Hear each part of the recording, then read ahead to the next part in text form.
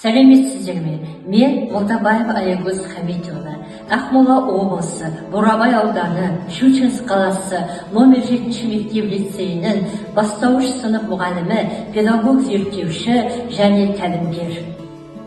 Менің педагогикалық идеялар панорамасына ұсынып отырған тақырыбым жас мамандарға арналған заман талабына сай сабақты жоспарлау бойынша әдістемелік ұсыныстар.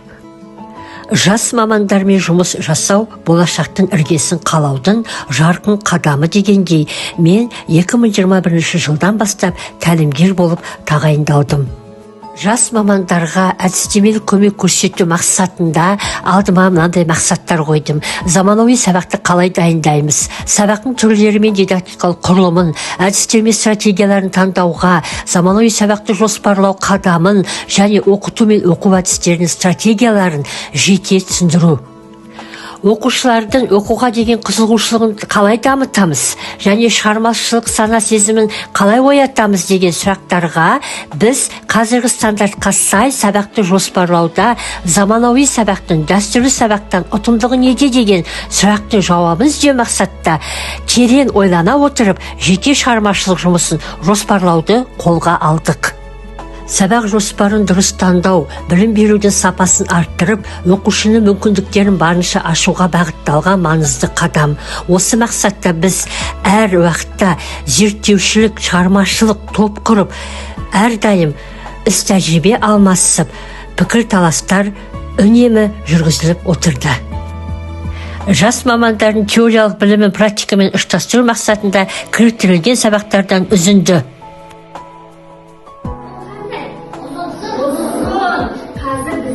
Тышқанның құйрығын ұстап алу қажетпіз.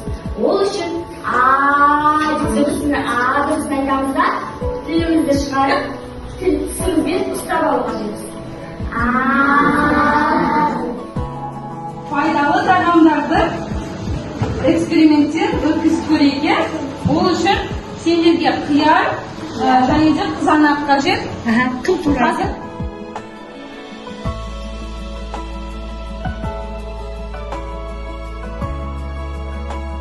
Қазақ тілі мен әдебиет пәні мұғалімі жас маман Әлімжанов Орынбек ұлттық рух пен тіл құндылықтарын ұрпақ санасына терең сіңіріп, тәрбие арқылы білімді бекіндеу өнерінде жақсы нәтиже көрсетуде.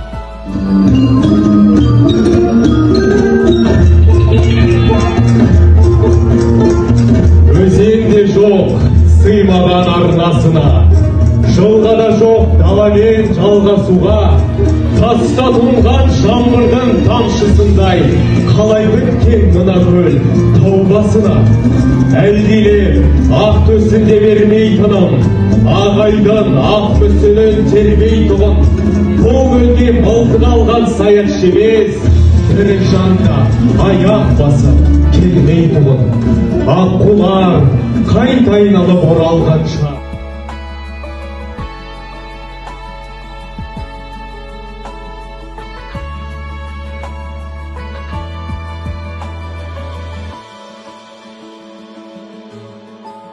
Мысалы, психология ахуалға бір кітапша құрастырып қойдым.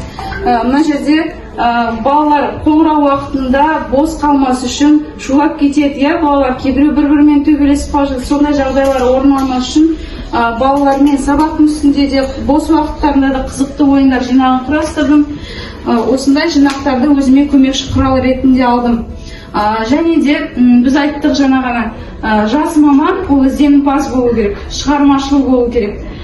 Біз тек қана мектептің ішіндегі іс-шаралармен шектеліп қана қоймай, сайттар бар бізде әртүрлі қазір. Сонда мысалға алатын болсақ, жаңағы ашық сабағымызды барлығын біз оны өткізіп жатырмыз. Жас маман ретінде оның барлығын біз өткізіп жаңақтап жатырмыз. Бірақ сол нәтиже болу үшін, соны көрсете алу үшін осындай ашық сабағымыздан қымыжыларымызды сайтқа жүктей аламыз. Жас маман Жанна Мейрам қызымен аптасына бір рет жоспарланған жоспар бойынша жұмыс жүргізіледі. Әрбір ұстаз үшін әдістемелік тәжірибемен бөлісу ұрпақ тәрбиесіне қосқан үлкен үлес. Жас мамандарға арналған заман талабына сай сабақты жоспарлау бойынша әдістемелік ұсынысым облыс көлемінде таратылды. Білім мен біліктің шекарасы кеңейіп, жаңа белестерге жол ашылды. Менің әдістемелік ұсыныс жинағым республикалық халықаралық деңгейде жарияланды. Жас маманы жетістікке жету жолы табандылық пен өз ісіне деген сүйіспеншіліктен басталады. Білім мен білікті арттыру, тәжірибеден сабақ алу, үздіксіз даму арқылы адам өз саласында биіктікке жетеді. Жас маман үшін ең басты арманына сену және әрбір қиындықты мүмкіндіктерге айналдыра білу қабілеті.